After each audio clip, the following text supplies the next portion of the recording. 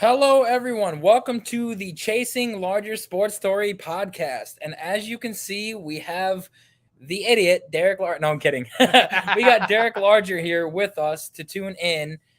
And boy, do we have a good show today. We have a lot of topics to cover, a lot more recently. So, since the last time that we did our videos, we've had pretty much preseason week 1 is in the books with the last game finishing today with the Minnesota Vikings and Las Vegas Raiders. Obviously, the Vegas Raiders and Jacksonville Jaguars had their second preseason game because they were in the Hall of Fame game about a week ago. And boy, is there a lot to take away from week 1 of the preseason, Derek, with a lot of teams winning and losing, a lot of players that we may not have seen getting chances to try to make the rosters. And obviously, with you being a Colts fan, you're getting a lot of backlash for how the Colts played, of course, in their first preseason game. What are your thoughts to all those people and naysayers that have? I think what people have to understand is it's preseason. I think a lot of times fans in general like to take things too literally. You have to understand that it's preseason. You're going to have your seconds and your thirds and sometimes even your fourth stringers out there, right? Some guys who will never play on an NFL roster. So it's kind of one of those situations you have to take it back a little bit. And of course, I've seen all Colts Twitter react. I've even seen a ton of people saying, this is what Colts are going to look forward to with Matt Ryan. Like as if Matt Ryan showed any reason for us to feel discouraged about what was going on in the game. But of course, I try not to think too much about it. You just got to understand you're looking at it you're trying to see more from the second, the third, and fourth string guys rather than looking at your starters, because starters performances in preseason doesn't matter because the offense is vanilla. You know, you're not playing some of your best guys. You just have to remember that's how it is for every team. No team is going to show their hand in the preseason, right? Offensive schemes are dumbed down. You know, there's not as much formations that are shown. The Colts lost a game. So the hell what? Remember when Detroit went winless many years ago? Yeah, they won every one of their preseason games. So what does that Browns? What does that say, right? Like preseason games mean absolutely nothing. So at the end of the day, everyone just has to chill out when it comes to the preseason games. Yeah, I would agree. I mean, you have a lot of people that forget that even week 1 of the preseason, like people freak out if a specific team wins or loses. I mean, the Buffalo Bills lost to the Pittsburgh Steelers week 1 of the NFL season last year, and then lit up every single opponent the games after that. So you can't sit here and say that losing a preseason game is anything but not only that, like in years past when they had 4 preseason games, they used to have it to where you would have your backups play for the first 2 games, and then by the third preseason game, you would get your starters action for the first quarter or first 2 quarters, and then let your backups play, and then your backups would play the final game, so that way your starters could rest for the opener. Right. That's not the case now since there's only 3. So what they're doing now is your starters usually play for the first quarter, and then your backups take over, and then usually your backups play the second game all to start with, and then usually they have like a first team defense and a second team offense, and then they do vice versa the following week, where your starters are going to play, your starting offense will play the final preseason game for the first quarter, and then your second string defense will play. So like they're getting their starters rested and ready to play for the season opener and get ready for that. But not only that, I don't know the Colts as much as you and Cody and everybody else does. But there's a lot of promising pieces. Paris Campbell is back and healthy with this team and having a competent quarterback that can throw him the ball. And Matt Ryan. Yes. Alec Pierce is looking like a force to be reckoned with, being 6'5" and 215 pounds. 6'3", 210, yeah. Well, still. Close. Yeah. And not to mention, you also have Michael Pittman Jr., who has developed great chemistry with Matt Ryan. Yes. And to top it all off, you've got a top 5 offensive line and Jonathan Taylor in your backfield. And people want to cry about a preseason loss. Yeah, because I think the funny thing is that also in that game, Jonathan Taylor is not going to play all preseason. And I think that's a very smart idea by Frank Reich to not have him play at all because he doesn't need the carries. But I think that's another thing that you have to look at is the fact that when Jonathan Taylor's not on the field, that offense looks completely different because the defense will look different. Like when you play against one of the best running backs in the league, defenses have to initiate a movement here that they need to have more people in the box. So they have to be more run focused. But when you don't have Jonathan Taylor in there, then your team's not as focused on stopping the run. So therefore, they can stay in back more because they don't feel as threatened by your rushing attack as they did with Jonathan Taylor. So therefore, that's another reason on top of it that you would have the offense not looking the way that they normally do. Again, there is a lot of situations for the Colts, and it's just like any other team. A lot of other teams had guys not playing. Things looked different. New guys on new offenses, learning new systems, learning chemistry. It's all part of the process. And it's crazy to think that there's some people out there who are not smart enough to understand that aspect. But you and I understand it. It's all part of the process. There is still another almost 4 weeks until the NFL actually starts playing real games that matter. Mm-hmm. So there's still a lot more time to get more chemistry built. Yeah, and not to mention, when you look at the Colts roster, like their defense is built to win with Shaquille Griffin. Shaquille Leonard. I love that one. Yeah, Shaquille Leonard being the focal point of that defense. And he's not even out there yet. And he's not even going to be out there. And we forced 5 turnovers in that game, by the way. Yeah. We had 3 interceptions and 2 forced fumbles. The starting defense forced 3 of them in the first quarter and a half. So, I mean, the Colts defense is special, and we've seen it all in camp without Shaquille Leonard even out there. I mean, when they add Shaquille Leonard into that team, that defense is going to be amazing. That defense is going to be really, really good. Anybody tuning in, Shaquille Leonard is basically Darius Leonard.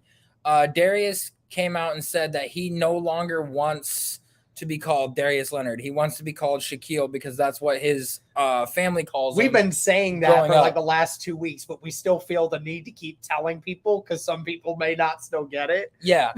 And it's just like, if you finally change your name or you want to be called something different, then, go by what they want to say. Moving on to the next topic, we got Deshaun Watson. He made his preseason debut with the Cleveland Browns, and he had a stat line of 1 and 5 with 7 yards. Now, people can chalk that up to him being rusty. People can chalk that up to, the not having a lot of experience over the past 2 years. And a lot of people can also chalk it up to, he's got too much stress and too much pressure on him. But anybody that watches and or knows football and pays attention to it knows that there is more that goes into it than what meets the eye. Because if you watch that game, he had one of his secondary receivers, and Anthony Schwartz, who is a speedster, kind of like the same speed as Tyreek Hill, where he threw him the ball 3 separate occasions and dropped every one of them. And the only bad throw that he really had was about 15 yards over the head of Schwartz when he ran the wrong route. But I will give him that bad throw. But what is your thoughts on his performance? And I showed you one of the plays earlier where he had dropped a wide open pass. Yeah, I think it just comes down to, the receivers not doing a great job and sequencing not being down. I mean, obviously that's part of the process, and that's kind of how it's been for these guys. But, at the end of the day, I think that, of course, there were people that were rooting against him, kind of figured you were right with the aspect of his head may not have also been involved into the game as much as what it could have been. And for the reason that we also wanted to talk about was the fact that, Deshaun offered an apology to all the women that were impacted by this trial that was going on. It's kind of funny to hear him say that due to the fact that people are now calling him a hypocrite or calling the Browns hypocrites because Deshaun coming out and apologizing for something that he didn't do. And then on top of it, you had the Browns saying with full transparency that, Deshaun doesn't have anything to apologize for, but here he is apologizing, not necessarily for something he did wrong, but people are just saying, why would you apologize if you did nothing wrong? So, there's now more drama added to the fire of, why is he putting out this statement when he did nothing wrong to these women? So, it was kind of weird. I don't know if you felt a specific way about it when you heard that, but it was kind of weird. It was weird in an aspect, but like, I had two thoughts were going through my head. Is one, okay, maybe I got to start changing how I look at things, or two, it was a PR move. And the reason why, of course, I think it was. And the reason why I'm saying it's a PR move is because, it's kind of like if I went up to your brother and people were saying that I hit him in the face, just absolutely clocked him. But in my mind, I know for a fact that I didn't do it, but you're pissed off about it and you will not, talk to me about anything. But I feel like, okay, I did nothing wrong, but in order to mend the fences with you, I got to go apologize, even though I did not say anything or do anything. Just saying, like, basically, I'm sorry that this is happening. Didn't want this to come to this point. But even though I didn't do anything, I still want you to know that I feel for you. Yeah. Basically. And I feel like that's what his lawyers and the Browns PR team was basically, this is what needs to happen so you can try to mend the fences with some of these women and or some of the women fan base and get on the fans' good sides and try to back the city of Cleveland behind you. So that way they could support you in the long run. So, it could go both ways, but from everything that's happened, I still think that it's a PR move because it's dating back to the women when they said that they wanted nothing but justice for what he did, but yet they take an undisclosed amount of money from him and settle out of court to get rid of these lawsuits. Like, if you're really out for nothing but justice, you're not going to take the money and run. Like, right. you wouldn't. I don't care how much they would pay me. If I got scarred mentally and physically by somebody for doing something illegal, then I would want justice for them. It would be just like if my sisters got raped by somebody. Yes. I would want justice for that. Exactly. Anyway, moving on to the next topic is Minnesota Vikings quarterback Kirk Cousins. Is he a top 100 player in the NFL? Well, I know that the NFL has their top 100 rankings coming out tonight, and it's going to be from 50 all the way down to number 1. It's pretty interesting to keep Kirk Cousins in there in the top 100. I saw Derek Carr also involved in that list as well. I could easily see why Derek Carr is top 100 because, he's a potential top 10 quarterback to most people, but nobody's really talking about Kirk Cousins being in that regard. Now, Kirk Cousins is a top 100 player, but where do you think that he ranks? I think that he should rank out of all the players in the NFL. He, in my opinion, should be ranked 80 or higher, or 80 or lower. He should not be ranked in the 50 or higher range, in my opinion.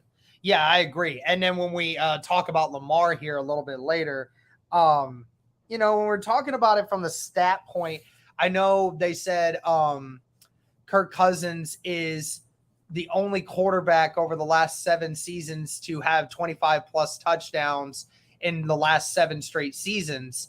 But I think in the high 70s, low 80s area, I think is a appropriate position for him. I may not even put him in the 70s, probably put him in the low to mid 80s, probably be my guess. Because you've got so many players, so many other players that are either going to make the debut of the top 100 or some that are just that great that you can't put Kirk Cousins above them. Because Derek Carr is a borderline top 10 QB. Kirk Cousins is not that borderline top 10 exactly. QB. I would have Derek Carr 50 or higher just because of what the feat that he was able to do last year, have over 4,200 yards passing with I think he had over 30 touchdowns.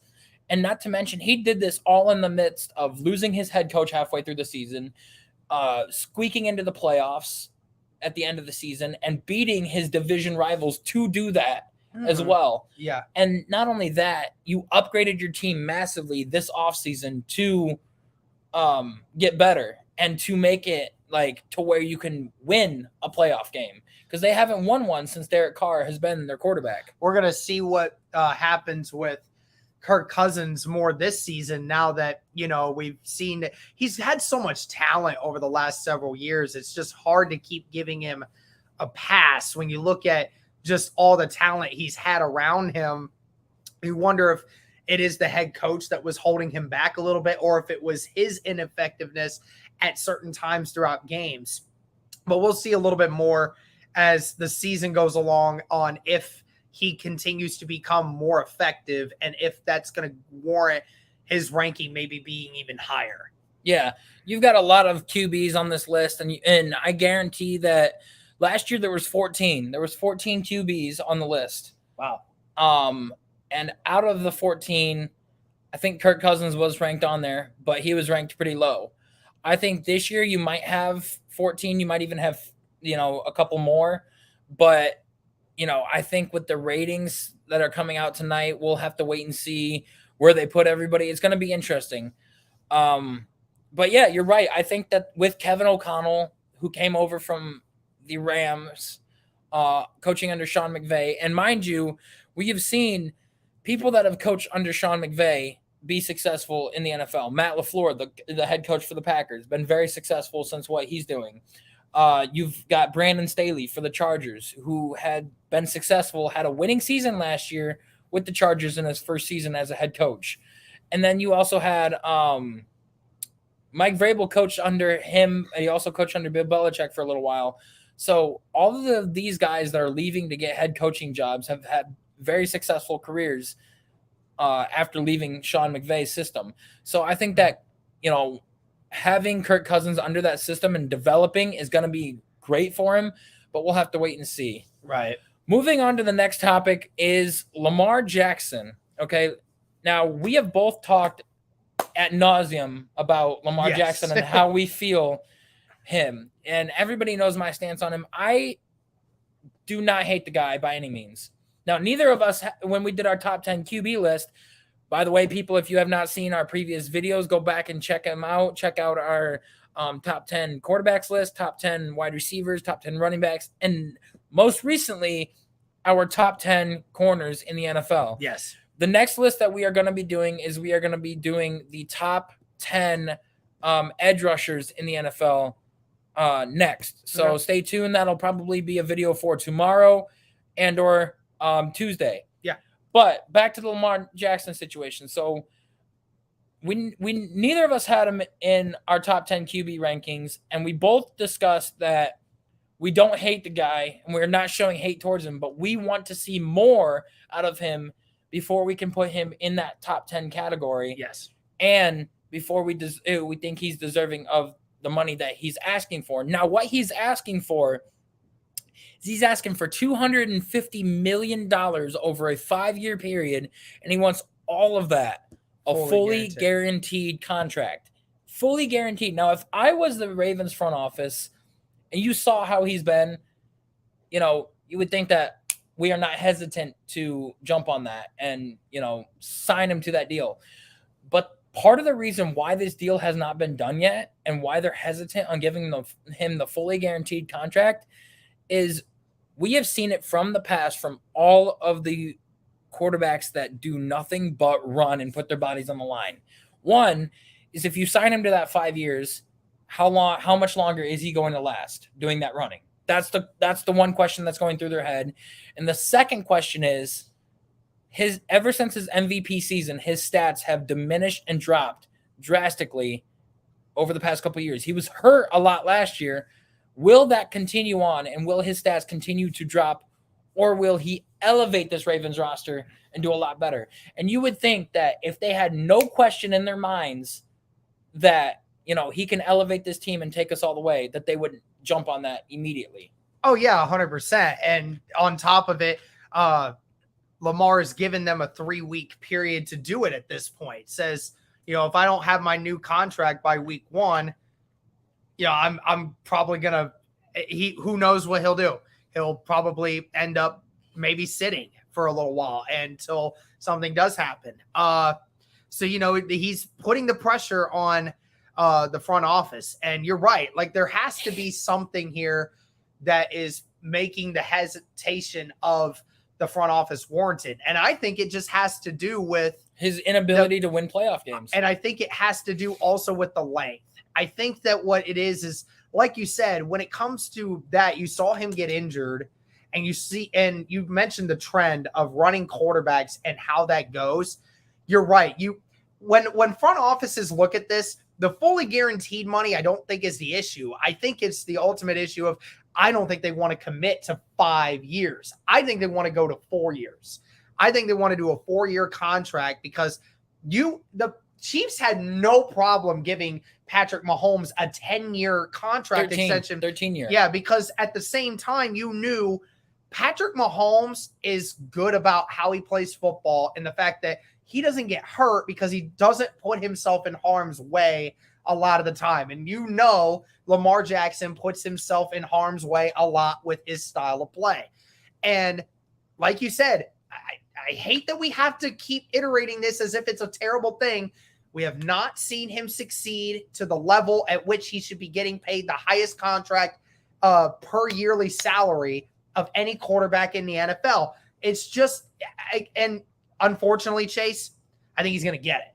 I think he's going to get it because I mentioned it to you before, and I've said it multiple times already on Twitter and on this, that unfortunately the NFL market, the way it's set is that anytime a quarterback resets the market, the next guy that is a generational quarterback, in which Lamar definitely is, he's generational, he's going to get it. Because if he doesn't, somebody else is going to go pay him and do it. It's unfortunate, but that's how it is. So I wouldn't want to pay him $50 million per year for the next 5 years until I said, oh, I know I can win a Super Bowl with this guy. We haven't seen them get out of the second round of the playoffs yet.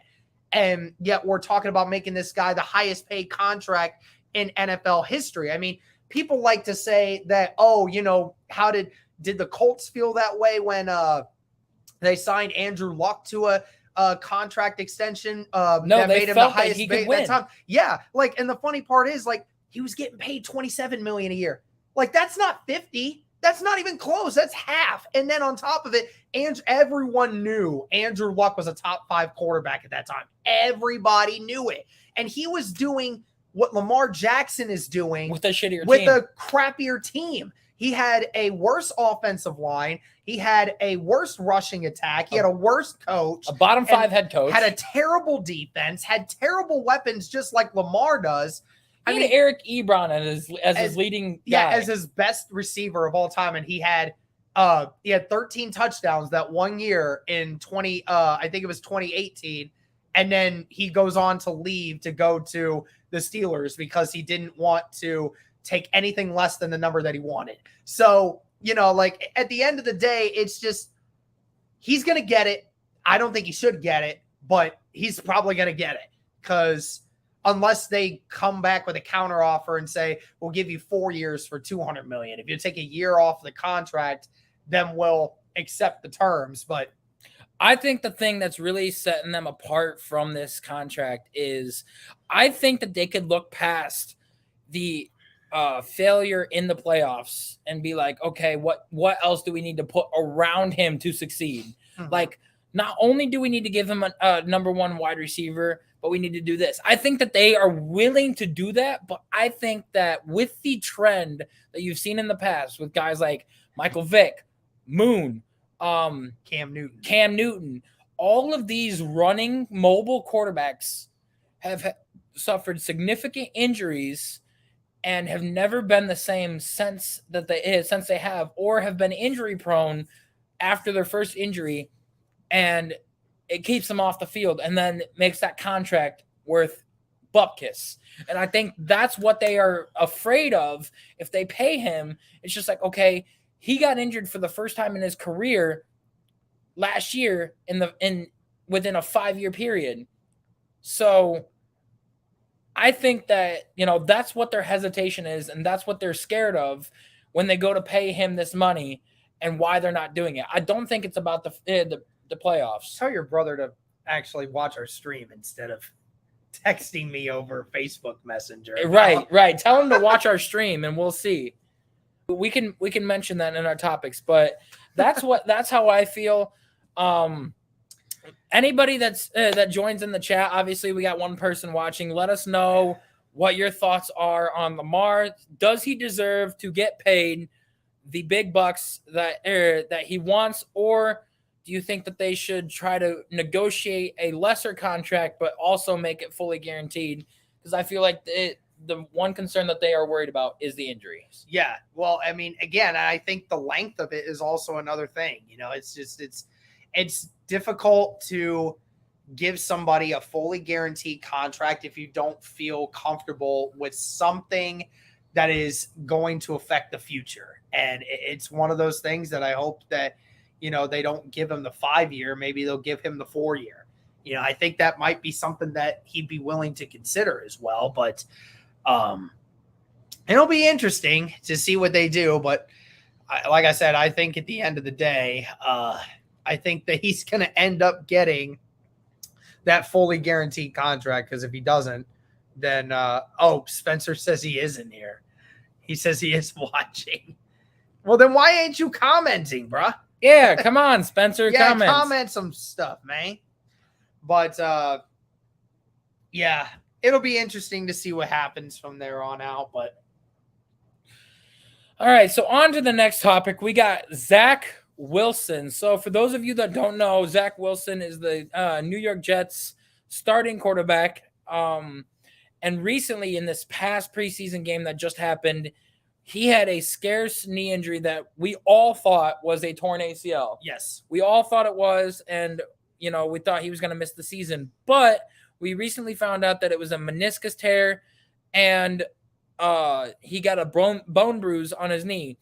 Now, the one problem is that a meniscus tear could just be as bad as an ACL tear, but it takes a lot less time to recover from a meniscus tear. But, there's two things that are going to go wrong with this. One is the doctor says that he can do a surgery to either repair it and make him out 4 to 6 weeks, or he's going to have to require a surgery that's going to make him miss a good chunk, if not all, of the season.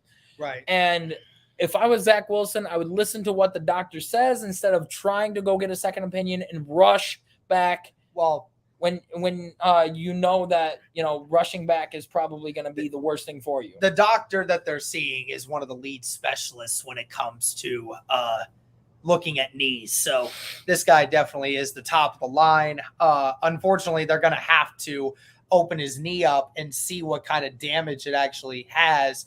And then the doctor is going to confirm, okay, so the surgery won't need to be happening. You can probably be back in 2 to 3 weeks, or require surgery, and he could miss maybe he can miss 8 weeks, 8 to 10 weeks. That could be a good, like you said, a good chunk of the season with that. That'd be worst case scenario. Like you said, meniscus tear, obviously good news is that, he's not going to miss all of the season, which is good. We thought that was going to be the inevitable thing, but thankfully we think that it won't be an issue with him missing the full season. But yeah, I mean, we're really hoping that it's nothing more severe than him missing maybe the first week or 2 of the season. But at the end of the day, I hope that it's nothing more severe than maybe just a simple surgery and he has to miss up to a month, and then, he might miss the first week or 2, but can be back and ready to go for that. But nevertheless, Zach Wilson dodged a freaking bullet. That's what he said. And Saleh said after the game that, Zach shouldn't have done that. He should have went out of bounds instead of, trying to be a hero. So we'll see what happens. Yeah, I mean, with Zach Wilson, it's terrifying to think about at first, but, he dodged a big bullet after the fact. But I'm going to tell you this, what I told everybody else at school, not school, work. that I found this very interesting for a topic to discuss. Every second overall pick over the last few years has torn their ACL. Yeah, you mentioned that from before. Saquon Barkley in 2018, Nick Bosa in 2019, Chase Young in 2020. And if Zach Wilson ends up doing it this year, that'll be 4 straight years of the second overall pick tearing their ACL. That is a weird thing. Guess it pays to be the first pick in the draft, folks. You don't want to be number 2. Does that mean Aiden Hutchinson is next? We'll have to wait and see. I hope not, but we'll see. If that happens, then there's some new there's a new curse in the NFL that we don't want to see happening. We already know that the Peyton Manning and Eli Manning telecast curse is real. We don't want this curse to happen because you didn't believe me at first, and then when I told you that Josh Allen was on that podcast with them and they were playing the Jacksonville Jaguars, you're like, yeah. If the Jaguars beat them, I'll believe in it. And then what did they do? They ended up beating the Buffalo Bills. I mean, there's always games like that, though. You know, I find it a coincidence. Like that. I don't find it a coincidence. It happens all the time. There are plenty of teams that should never beat another team in the NFL, but they do it because it just happens sometimes. The Texans always seem to pull out a few huge wins every year, even though their team is trash on paper compared to a bunch of others. They still somehow beat some of the best teams in the NFL. But the fact that everybody that went on that podcast, the very next week, their team lost. Like, don't you find that remotely a coincidence? I find it funny that gets shown up, but I don't think because Rodgers went there in like before week 1, and then week 1 hit, boom, he lost. Then the next week, Matthew Stafford went on that. They lost the very next week. Then the next week after that, Gronk showed up on it. They lost the next week after that. You know, it was a continuous cycle that kept happening to everybody that went on that. The Peyton Manning telecast is not going to get any interviewees of any players on their on the telecast this year because now they're all going to be like, nope, I don't want to lose next week. Watch them get Shaquille Leonard on that show, and then No. What's the matter? You said you don't believe in that curse. No. You don't believe in the curse, so why do it? You know what? I will say this. It doesn't matter because Peyton Manning was a Colt. Therefore, the curse is not going to happen because he was once a Colt. Shaquille Leonard's a Colt. It works. It works together. But they have Eli Manning on there too. The curse would not. It doesn't matter. Then therefore, if a Giants player came on, then it won't matter. OBJ decides to go back on. It doesn't matter. He played with Eli Manning. It doesn't affect him. So that's all I'm saying. We'll have to wait and see. But yeah, it's crazy. So the next topic that we have to discuss is Malik Willis made his NFL. Well, I wouldn't say his NFL debut. His NFL debut in the preseason to see how he could be, and he showed flashes of him being a great quarterback in the NFL. He's a Lamar version 2.0, but he can actually throw the ball. And, you know, he had quite a few throws that were great, including a 30-yard bomb down the field to a guy as he was going out of bounds. Like, he caught the ball, slid right out of bounds, got the first down, did what he needed to do. But the problem was the very next play, he had a rollout play to the left, and then he ended up turning up the field and put his body on the line, dove in the end zone, and got the touchdown. Mm-hmm. Now, the Titans were winning at this point in time, and my opinion, if you're winning, why take out the guy that's like helping you win? Mike Vrabel in the press conference afterwards, Derek, said that he took him out because he was not throwing the ball as much as he wanted him to. Now, mind you, again, if you've got somebody that is helping you win, regardless of what it is. Now, I think that he does need to throw the ball and get better at that. And that's something that you could work towards in the regular season. But this is preseason, and it shouldn't matter. Why take him out when he is doing good in the game? Well, you said a key phrase there, preseason doesn't matter. Well, doesn't matter to whom. That's the important part here. We're talking about starters. Starters, it doesn't matter because starters, they're the ones that are already going to be on the field. What the thing is here is that in the preseason, you're trying to find guys who are backups and you're trying to get them to show you that they have something to bring to the next level. And to an extent, I agree to both sides of this, that obviously what Malik Willis was doing in that game obviously was working. It was working enough to keep the Titans in the ball game, and it was working for them. And I get it. I mean, he showed some great athleticism. He showed the ability to move, which we already knew Malik Willis could do. But at the end of the day, to also go to the point of Mike Vrabel's also right that this isn't about a tendency of showing me what I already know you can do. It's about showing me you can do the things that you aren't good at, but making those adjustments to try to be better. And when you're diverting away from what you're trying to show coach versus doing what I'm used to doing, then Vrabel can say, like, he's not following our game plan. I want to see him going out and making throws, because that's what I need to see more of to be able to know if Tannehill goes down, or for some reason in a few years, Tannehill's no longer a quarterback, and I want to make you my future quarterback, I need to see you make better effort to throw the football. And if you're not doing that, then, there's no point in me keeping you in the game if all you're going to show me is what I already know. So in a way, yes, Malik Willis was showing what he can do. He did enough of it to remind you that he has some skills in certain things. He's obviously very good at evading tackles. But it was all the question that we thought of is that at Liberty, he was used to facing guys that was worse competition, and he really only had a one-look scheme. And you come into the NFL, it's not a one-look scheme. It is a much more diverse league than what you see at Liberty. So he needed to see more. Malik Willis didn't show him. So therefore, it's like, all right, well, you're going to come out until next time you want to prove to me that you're going to follow our game plan and show me more of the skills that I need to see to make a better judgment call.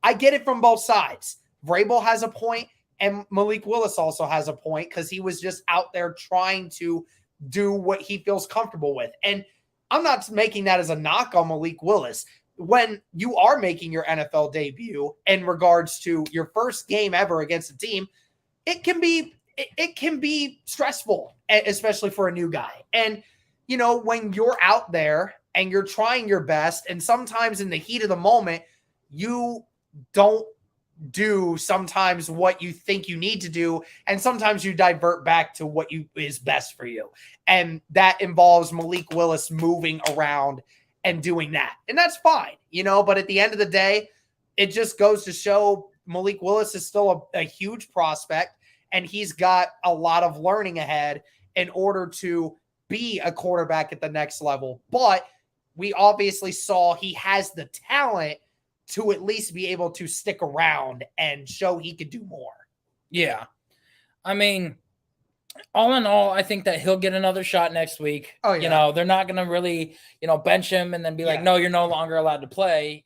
Forget you. They spent a draft pick on him. They're going to see what he's got. And if they really think that he's got the potential to play, they're going to play him.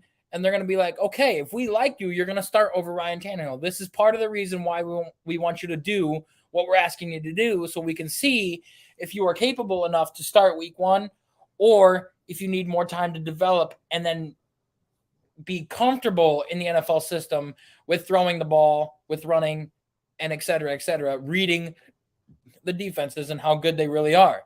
So I think that if we give Malik Willis the time and effort, I think by week 8, and or if not towards the end of the season, he will be the starter for this team. And Ryan Tannehill's contract's up after this year, so we'll have to wait and see what they want to do with Malik Willis. Mm-hmm. Moving on to our next topic, my brother actually texted this to me. Spencer, I know that you're watching, so he texted both of us. Yeah, he texted both of us this. But Spencer, we know that you're watching. This is just for everybody else that will watch it in the future. He wants us to talk about George Pickens, the wide receiver for the Pittsburgh Steelers. We talked about him in the past a little bit on our other videos and what our thoughts are on him. But after seeing him play, I think that this guy is going to be very special in the league. I think that, he's going to be Pittsburgh's new number one target. He's going to be better than Chase Claypool, possibly better than Deontay Johnson. And I think that he will step up and be that force that they are really looking for on the offensive side of the ball, that impact since they've lost Antonio Brown, basically. And the plays that he's been making at training camp, the plays that he made in the preseason yesterday really show that he's got what it takes to be, that elite NFL wide receiver. It's just a matter of if your quarterback play can match the level of play that you can bring as a wide receiver. Yeah, absolutely. I mean, you're right. We saw not only in training camp, I mean, he wasn't just doing well in training camp. I mean, he was dominating in training camp. He was lighting up Minkah Fitzpatrick. Yeah, he looks clearly like the number one receiver in training camp. And then obviously first preseason game had a touchdown in that game. So that was good on him. And then obviously we saw a little push block on the back end of a run play that happened. It brought us back to one of George Pickens' biggest highlights at Georgia, where they were playing in the college football semifinal game, and it resulted in Pickens just absolutely obliterating a Michigan Wolverine defensive back the same way. So, we all knew Pickens was a very talented player. Obviously, some teams passed on him because, he only had 1 year of real experience at Georgia. The injury history is a problem. Some people have questioned his work ethic and his attitude in certain ways.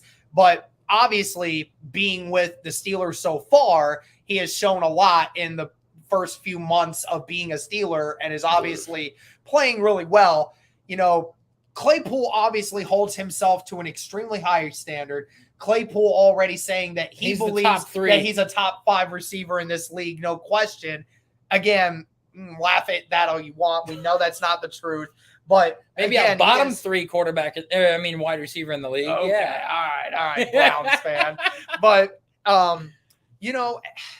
there really isn't a ton of competition for him. I mean, Deontay Johnson, the Steelers were already mad at Johnson because he's been skipping practices recently. Obviously, we haven't heard a lot from Claypool over training camp and everything else. Pickens has been the star of the show. Now, do we really have this as more of just the media hype, right? Like, he's getting all the attention. Is this really good for him, or is it kind of setting a precedent of he's good, but we're maybe making this a bigger deal than what it actually is? That could be the big question. I don't think so. The reason why I say that is because Mike Tomlin has had a good hand in humbling a lot of players that come to this team and making them, realize that you can be like this, just don't overdo it. Or like you can talk, but just watch what you say. And he's been keeping a very tight knit on what people say, what people do, how they interact, and what they do in the NFL. So, Spencer, but all he did in college is start fights and drop passes. Yeah, I mean, but it's drop passes. I mean, I don't know about the drop passes thing, but yeah, he did start fights at Georgia. I remember the one video I saw where he was, dragging the guy by his helmet. Yeah, and threw him into the wall of the stadium. Yeah. But Spencer, the reason that we're saying this is he went to the perfect situation for him. Yes. His attitude and everything that he has, that is the one thing that the Steelers organization has been the best at over the past few years. I will hate to admit it, but I will, being a Browns fan. But Mike Tomlin knows what he's doing. The Steelers organization, Kevin Colbert, now that he's retired, good job for him. They've always been good at drafting wide receivers. Always. Even in the later rounds. They picked up Antonio Brown in the 6th round, for crying out loud. But they've always been good at drafting wide receivers, and Mike Tomlin has always been that guy and that head coach that has been able to get the best out of his players, regardless of your position, but especially at the wide receiver position. And even though he had the attitude in college, that is the one thing that he will snap out of him very quickly and not tolerate. And he would rather kick him off the team and not be a part of it than deal with that kind of attitude. Yeah, I mean, we've seen it happen several times with some high ego players over the last few years. You know, Antonio Brown, Le'Veon Bell. You know, he let them walk. Yeah, he let them walk. And you know, I mean, again, you can say the same thing with Trevor Penning. You know, but the only difference is George Pickens hasn't been that problem in practice. He hasn't been going out starting fights with his teammates. Trevor Penning's been doing that on purpose, and but part of the reason why kicking him out. Part of the reason why the Saints are dealing with Trevor Penning is because they don't have a starting star left tackle to protect Jameis Winston. Right, but at the end of the day, you know, if you also have a guy that's starting fights with teammates and his play style is dirty, then all that's going to do at some point is going to cost you drives, and it's going to ultimately lose you games because of his play style and the way that is. But at the end of the day, you know, both of them had an attitude problem coming out of college, but obviously one has done a better job of checking that attitude. The other one has not. So, you know, food for thought at the end of the day. All right, moving on to the last topic that we will discuss today is Carson Wentz, okay? Traded this offseason, probably the best Colts quarterback that they've had since Andrew Luck. Unbelievably good. Yes, so talented. So talented. He threw a left-handed interception in the end zone for a pick six to the Tennessee Titans. But go ahead. No, my bad. Scott Tolzien is the best QB that they've had since Andrew Luck. 100%. 100%. Had 4 interceptions against the Rams week 1 in 2018 or 2017, dude. 100%. But Carson Wentz is a close, like, second or third, right behind Andrew Luck and Scott Tolzien. But anyway, I digress. Carson Wentz traded this offseason to the Washington Commanders, who is now his third team back in the division that originally drafted the man. Yep. Now, me and you have said that ever since that ACL tear and the moment that he left the season back in that 2017 season where he had his MVP type season, he has never been the same. Yes. We feel like it's been more of a mental issue for him, thinking that, you know, I lost my job to a backup in Nick Foles and who won the Super Bowl, and he was never able to get his mind right after that. And he's been playing skittish, been playing and has not been smart with his decision making and his plays. And we thought pairing him up with Frank Reich, I especially thought that would knock him back into the way that he was, because obviously Frank Reich was his offensive coordinator on the Eagles, and Doug Peterson was his head coach. And, you know, at the start of the season, it looked like it was. It looked like it was knocking him back to his old self, and he was going to be, you know, the Carson Wentz that we saw for that MVP season before he tore his ACL. And then things got worse as the season went on. Now, with the Washington Commanders, we are seeing that rookie standout out of UNC, North Carolina, Sam Howell, is outshowing Carson Wentz in passing, running, decision-making. Everything that you can think of under the sun is outperforming Carson Wentz, and he lit up the Panthers defense in the preseason and scored. What are your thoughts on this, Derek? And do you believe that if Sam Howell dominates the next 2 preseason games, that he will be the starter week 1? No, I don't believe that. Now, if you asked me the question of, do I think that Sam Howell could be the future quarterback for the Washington Commanders, I absolutely agree he can be. I know a lot of people in the drafting world that were very excited about the prospect of Sam Howell. They thought that even though he was from UNC, kind of the same situation as Mitch Trubisky, they felt that Sam Howell was a little bit more of a complete passer than what Mitch Trubisky was when he got drafted. So here's my thing. The reason why I don't believe he's going to get it week 1 is when Carson Wentz got traded, obviously the Commanders gave us a 2nd-round pick and a 3rd-round pick that's conditional that could be a 2nd-round pick if Carson Wentz plays 70% of the snaps. And they took on that full $28 million contract for him this season. You're not going to sit someone that is going to get paid $28 million this year to just sit on the bench. Even if he's getting outshined in training camp, there's just no way it can be possible, because here's the thing, they would rather go down trying, accepting the fact that they made a mistake with Carson, and say after the end of the season, all right, Carson, you're gone, dude. Like we tried, we took all this money to take on the responsibility for you, and you just flat out did not do it for us. But the Niners are doing that with Trey Lance. You got a $27 million QB sitting on the bench right behind him, and yes, they're starting Trey Lance week one. Yes, but at the end of the day, they have learned that Jimmy Garoppolo is not going to get them above the hump. They have realized that they can only go so far now with Jimmy G. That's why they're now trying to trade him, because of the fact that they now know his limitation. They're thinking that Trey Lance, with enough time and learning, might be the guy that can help catapult them above that. You're Washington, and you're in a situation now where you think that Carson Wentz can get you back to the promised land of being in a better situation than what you have been in the last 20 years. And that's why you have to start him, because if you don't start him and you're paying him $28 million to sit on the bench, and then you're not doing anything with him, and your team doesn't do well with Sam Howell or any other quarterback at the position, then you look like fools. You look like fools for one, taking on the contract to just not have him play.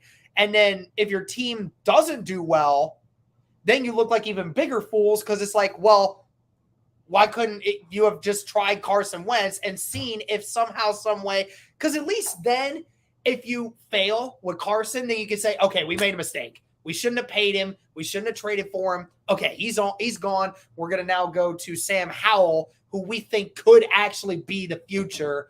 We feel good about him. Now we can move on. But if you're just going to accept Sam Howell in and you don't do well, you look like idiots in front of the entire NFL and to your fan base that, was waiting to see Carson Wentz take this team to lead the division, hopefully. Now, Dan Snyder, we all know, is a creep, a weirdo, yes, and a terrible owner in the league. But do you trust Ron Rivera as a head coach? I do like Ron Rivera as a head coach, yes. Now, if he comes out week one and says Sam Howell is the starting quarterback, do you trust the decision that he is making? And do you move forward with and support the decision that he made? Because you know that as a guy who went to the Super Bowl and had winning seasons without Cam Newton as the quarterback. Yes. He's had winning seasons.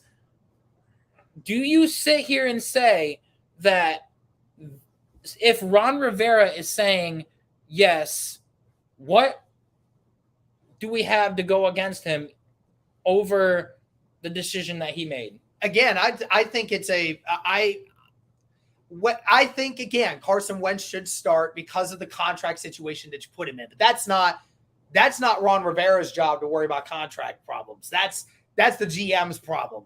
That Ron Rivera's job is to get the best quarterback on the field at that moment in time. We have already seen Ron Rivera say that he's not overly concerned about Carson Wentz's occasional struggles in training camp. We've already seen it. Whether or not we believe him or not, that's for everyone else to decide. That's your opinion.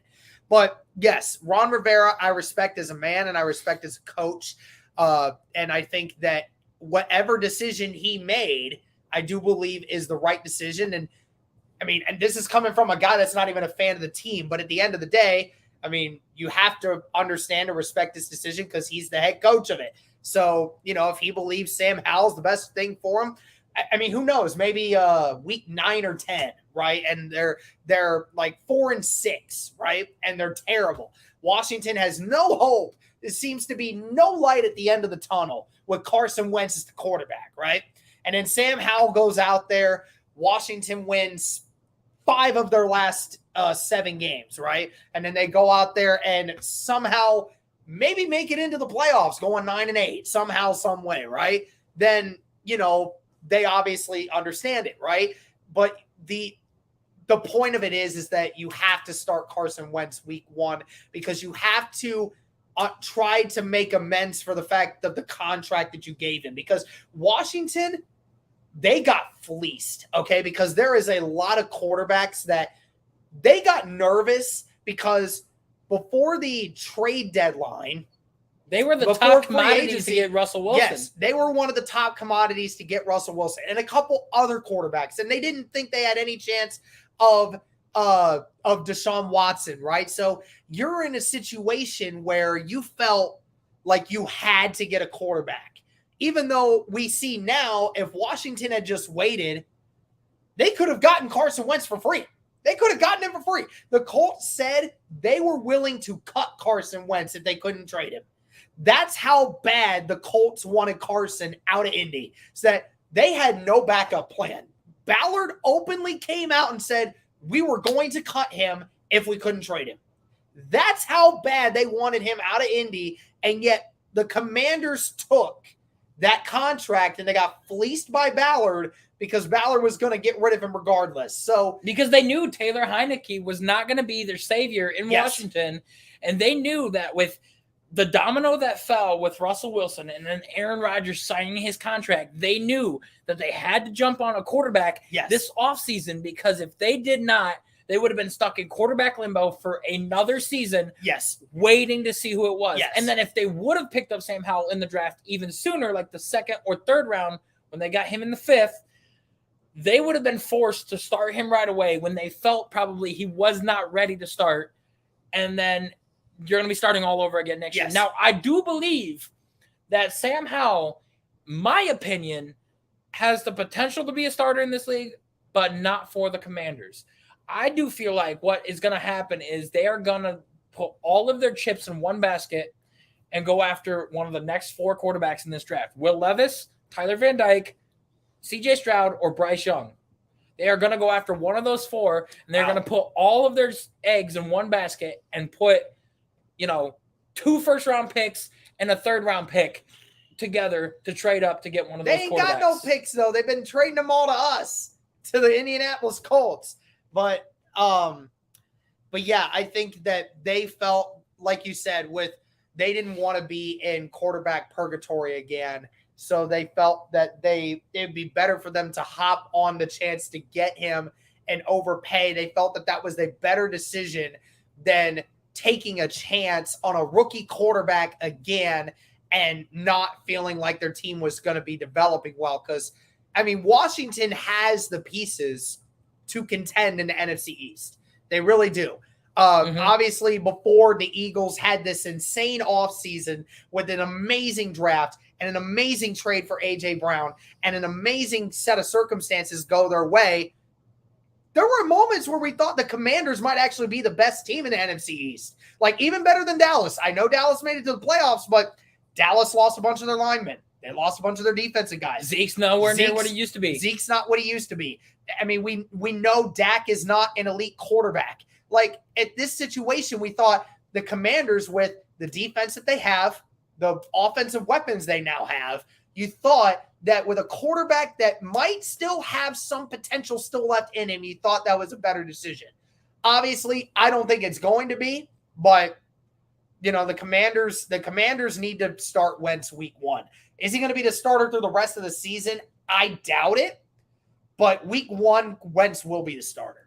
Now, I'm predicting week 7 or 6. I'm predicting week 11 or 12. I'm predicting week 6 or 7 because Wentz is going to start off. They're going to go like 1-5. They're going to go 1-5 or maybe 2-4 to start the season, and they're going to realize, damn, we made a horrible, horrible mistake. Oh, they made a horrible mistake regardless. If they don't win the division, then they made a horrible mistake regardless. They made a horrible mistake. Yeah, the Colts fleece them regardless of what happens.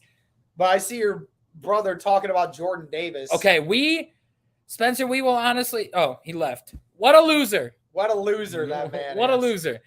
I can't say that. That's your brother. You can say it. I'm not gonna. You know what? Whatever. He tomahawked me in Call of Duty the other day. I don't care. He's a loser.